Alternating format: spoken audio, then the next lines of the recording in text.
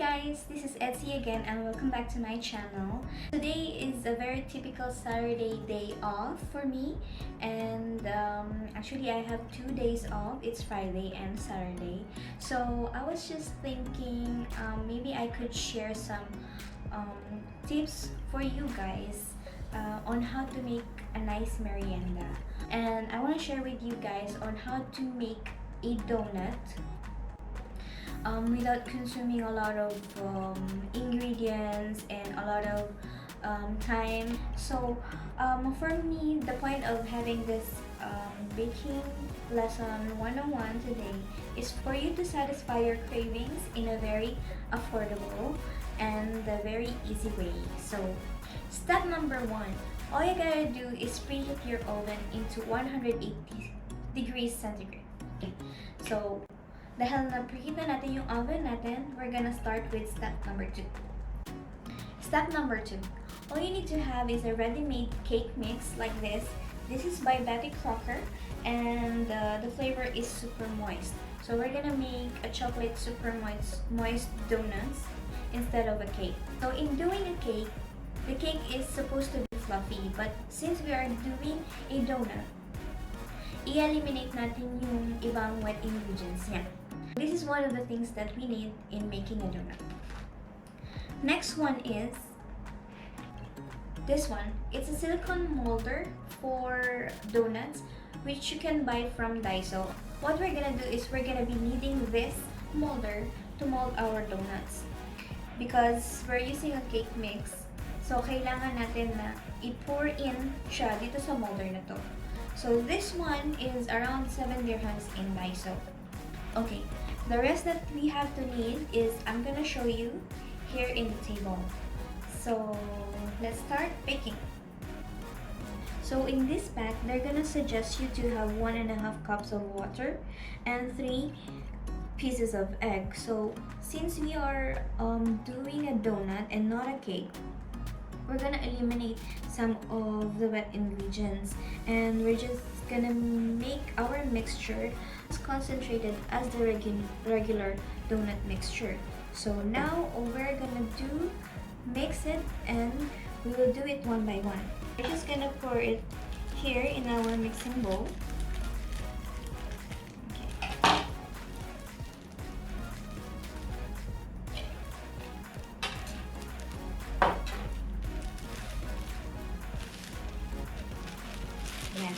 So now we're gonna mix in our wet ingredients. So we'll start with egg.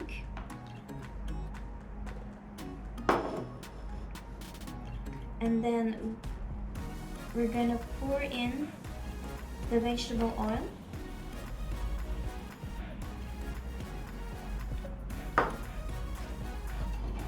And then we're gonna pour in the water.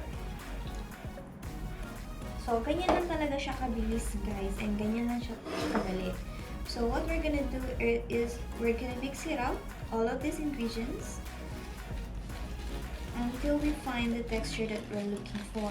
So, if you want to do another flavor of donuts, you can also use the vanilla, and marami tayong mga ready mix na cake na matatagpuan sa mga grocery stores and supermarkets.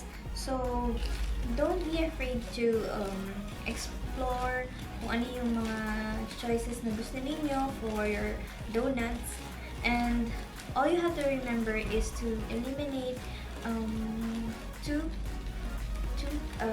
of the wet ingredients, which is the egg and the water. So, supposed to be, water is 1.5 cup for the cake. So, we're eliminating the half cup of the cake. And it's supposed to be also like 3 eggs, but we have eliminated the egg. Ayaw natin na masyado siyang maasim because we want the consistency of the donut na usual natin nabibili sa some cafes and some bakery. So yeah, so we're just gonna continue mixing it. So I'm just gonna show you the mixture, and this is how it looks like. So one of the techniques that I have learned in baking, actually I took 3 months of baking class when I was in college, and one of the things that I've learned is once you mix all the ingredients, you're gonna have to let it sit down for like 5 minutes so that yung baking powder natin will do its job sa pagpapaalsa ng ating mixture and ng ating bread. So now, this is the mixture that we have achieved. So we're done mixing.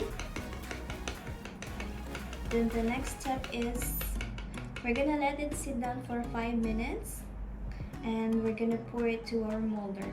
So the nice thing about this molder is it's a silicone and it's very easy to remove the donuts that we have. But one of the things that I like about this molder is you don't have to grease it because hindi naman nagsistick dito, and the amount of vegetable oil that we have put in this mixture is just enough to separate the bread or the donut itself from the molder. So we're just gonna have to wait for 5 minutes and we're just gonna pour it in our molder. So yan guys, it has been 5 minutes since we let this mixture sit, and then all we're gonna do is we're gonna pour it in our molder. So in this mixing bowl, I really like this one because you can actually pour any mixture automatically from this side. So this mixing bowl, I got it from IKEA, and it is a very nice. So if you are into basic baking, this would be a very good help. So now we're gonna pour it in our pink molder, and then the next one is blue. So what we are trying to achieve here is mabigyan natin ng shape yung ating donut mixture.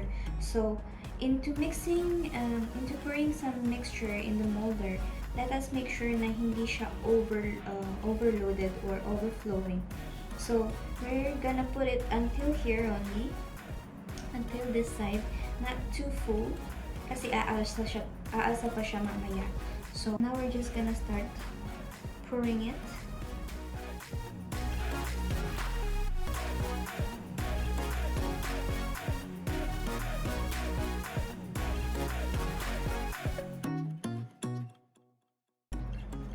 Yan. What I love about baking is napaka-therapeutic niya. And also, syempre, sa mga sweet tooth dyan, yan. So, instead of buying and going out to have like expensive donuts, you can actually do this at home.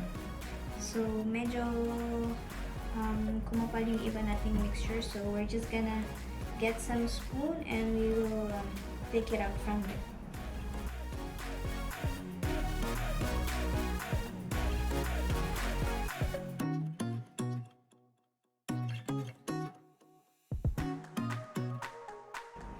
So guys, yung temperature ng ating oven for preheating is 180.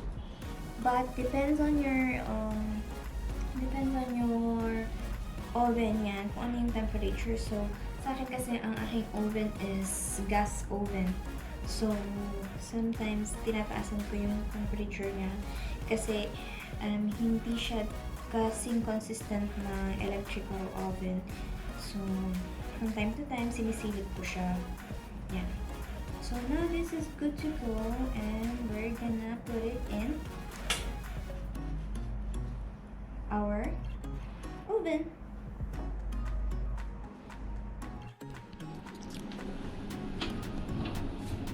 So, ayan guys, ilagay na natin yung ating mixture sa loob ng oven and we're just gonna wait for like 15 to 20 minutes until it dries up. Okay. Ayan, so ayan guys, ito na yung binake natin for like 18 minutes. And as I have said earlier, it's a good thing na hindi natin masyadong in-overlap yung mixture natin doon sa loob ng molder. So, as you can see, andito pa rin sa atin yung mga holes. But, syempre, hindi natin may iwasan na may mag-overlap when the mixture rises up sa pag-bake natin. So, meron tayo ditong baking sheets and we will just turn it over lahat ng mga binake natin. And also, we're gonna be using pizza slicer para ma-scrape natin yung mga excess na donut. Sorry. So now, kanina nung nilabas ko siya, so I just let it sit for 5 to 10 minutes para hindi siya masyadong mainit pa. So, yan guys, after natin finlip yung molder natin kanina, so ito na yung some of our finished products. So, as you can see, hindi pa siya glazed, and as you can see, hindi pa siya glazed. So, we're just gonna put something na available sa bahay ninyo, whatever you have. You can sprinkle some powdered sugar or even the sugar itself. But what I'm going to do right now is I will just pour in this Hershey's chocolate and caramel syrup. Yeah. So, yan, lagyan natin siya. Also put like sprinkles, I should say. And also some, if you want to put nuts as well. Yan, pwede yan. And then, ano pa ba? Marami pa naman kayo pwedeng ilagay on top of it if you really want to do something about the decors and add some flavor to your donut. So, what I'm doing right now is I'm mixing chocolate and caramel. Yan.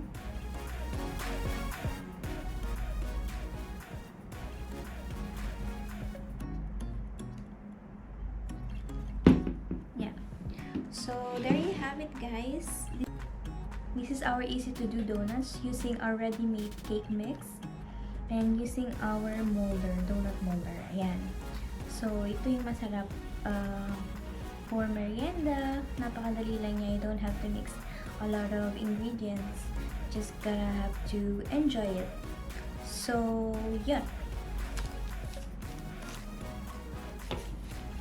So there you have it guys, our easy to bake donuts made with our ready-made cake mix and using our silicone molder that we have bought from Lysol. So I would like to thank you guys for watching this video, and I want to know your feedback and the results of your donuts. So I would really appreciate if you will comment down below kung ano pa yung mga gusto ninyong mga recipes na ipapakita natin. So maybe next time, if we have more time to do a longer video, I will show you how to do the basic donut using yeast. Ayan. So thank you so much talaga sa lahat na nag-subscribe and sa lahat na nag-like, and sana patuloy pa rin yung support niyo sa atin and sa EAE Lifestyle channel. Ayan. So I hope you enjoy your donut as much as I will enjoy this donut. So, thank you so much guys talaga. Sa lahat po pala ng mga nag-like and nag-subscribe. And you can also follow me on Instagram and Facebook. And also, I do Kumu live stream from time to time. So, you can watch that out. And I will put down below in the description kung ano yung mga social media accounts ko. Ayan. So, thank you so much guys. I hope you enjoy your baking, and see you on my next vlog.